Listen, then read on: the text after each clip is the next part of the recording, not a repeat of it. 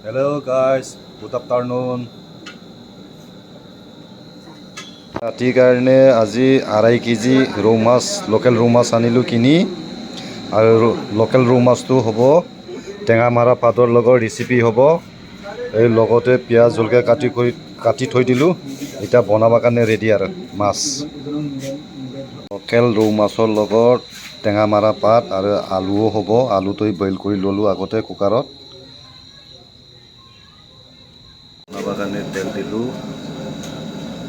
এতিয়া মাছ ফ্ৰাই কৰি আছোঁ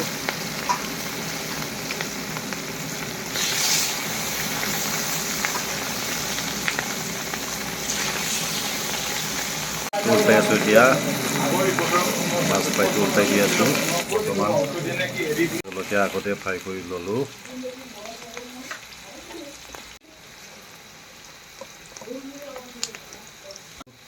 নিমখো দি ল'লোঁ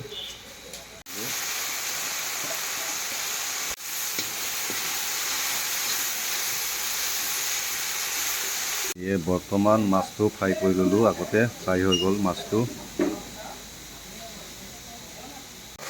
ভাজাটো ফ্ৰাই হৈছে এতিয়া আলুটো লগতে দিলোঁ আলু দি পেলাই টেঙামাৰাৰ লগত ধুনীয়াকৈ ভাজি আছোঁ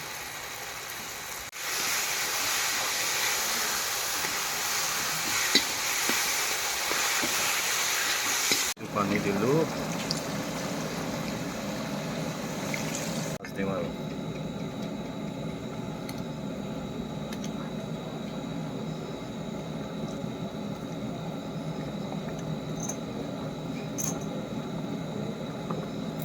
মাছটো টেঙামাৰা লগত লোকেল ৰৌ মাছ বনোৱাটো ৰেচিপিটো প্ৰায় হৈছে মোৰ আজি বৰ ধুনীয়াকৈ বনাইছোঁ দেই খাই বহুত টেষ্ট লাগিব টেঙামাৰা